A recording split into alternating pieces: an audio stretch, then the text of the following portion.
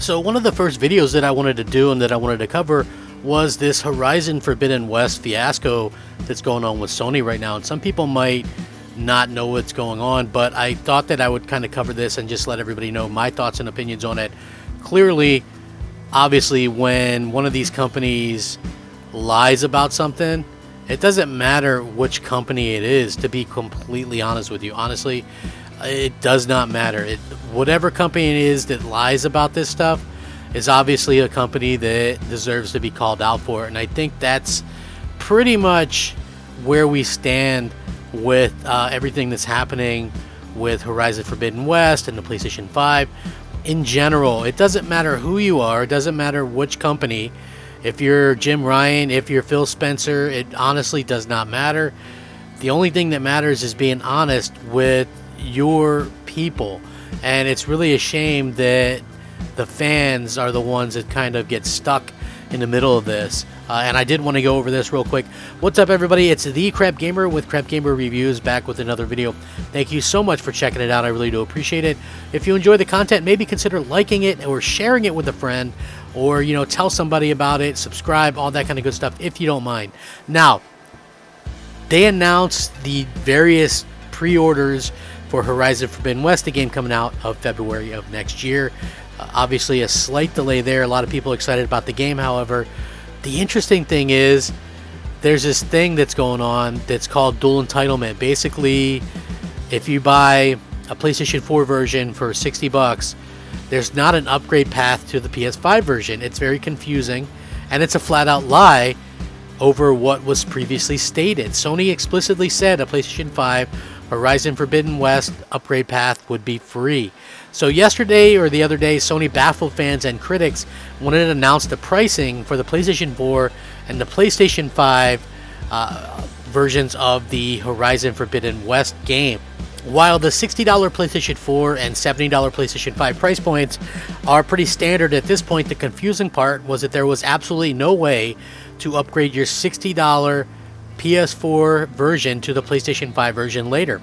Instead, players were told to buy an $80 deluxe version, which allows dual entitlement for both the PlayStation 4 and PlayStation 5 versions of the game. Fans haven't exactly loved Sony's paid upgrade path for other games in the past, but the complete lack of an upgrade path for Horizon Forbidden West is pretty new. But it's not just illogical, it's actually completely contrary to what Sony explicitly said about the game. A year ago, last September, Sony published a blog post that remains online to this day, and of course, I'm going to link this so you can check it out, but this is exactly what it follows, and it says, additionally, we know the PlayStation 4 community will transition to the PlayStation 5 at different times, and we're happy to announce PS4 versions of some of our exclusives. Marvel's Spider-Man Miles Morales, Sackboy: A Big Adventure, and Horizon Forbidden West will all launch on PlayStation 4. While these three games were designed to take advantage of the PlayStation 5 and its unique next-gen features, like the ultra-high-speed solid-state drive and DualSense controller, PS4 owners will also be able to enjoy these experiences when they launch. The PlayStation 4 digital versions of each game include a free upgrade to both PS5 consoles, while the PS4 disc version of these games include a free upgrade on the PlayStation 5 with Ultra HD Blu-ray disc drive. There simply is no other way to read this or read around it. This is really a very interesting way that Sony kind of turned their back and flat out lied to people.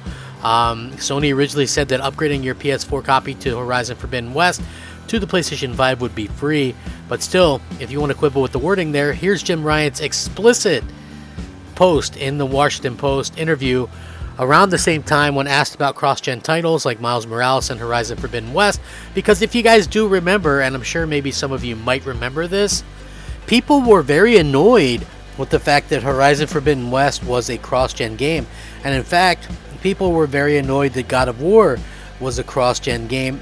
Reason being is Jim Ryan's initial lie that he believes in generations, or you could take that how it's worth. I mean, I know some people like to defend that or whatever. I look at it as a situation where, obviously some of this stuff kind of stinks because you expect one thing with these new consoles, and obviously anything that is also going to be on the PlayStation 4 is going to be clearly, how should I put this, not up to par to where it could be if it was just a PS5 title. And we see that with stuff like Ratchet and Clank, where, you know, it's fully able to take advantage of what the PlayStation 5 can do. And so, you know, it's kind of an unfortunate and bad lie. Like, they shouldn't be doing this. I don't care who you are.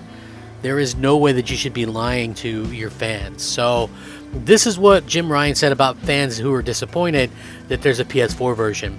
He said, and I quote, "No one should be disappointed. The PlayStation 5 versions of these games are built from the ground up to take advantage of the PlayStation 5 feature set. And we have an upgrade path for the PS4 users to get the PS5 versions for free. It's about people having choice. I'm really quite pleased about the situation."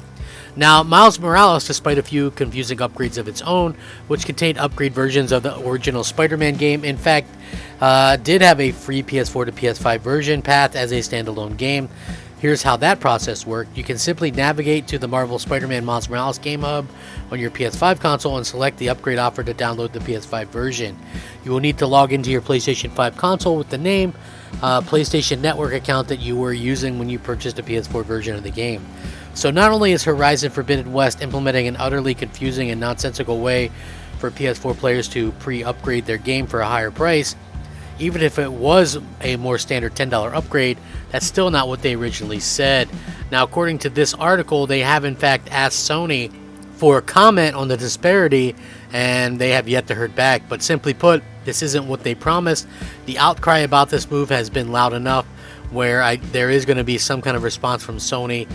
So you might want to kind of check back and, you know, periodically check it out. So yeah, it's a very interesting situation. And not only is this a weird situation, so the way that I can compare this to is the cross-gen bundle of Call of Duty at the launch of these consoles. So for $80, you got both a Xbox One and Xbox Series version, or you got a PS4 and a PS5 version.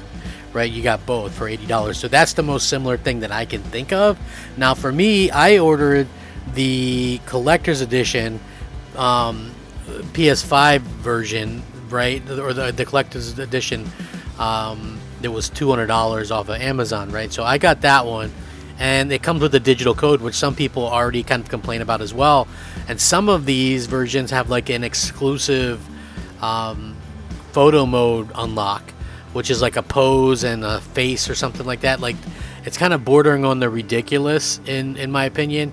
And one of the main reasons why I say that is because clearly this is like Sony is getting a little bit ahead of themselves where some of this is concerned. Like, I just feel like they've maybe lost themselves a bit into why they were able to kind of do these things in the first place and why they were able to be in the position that they're in.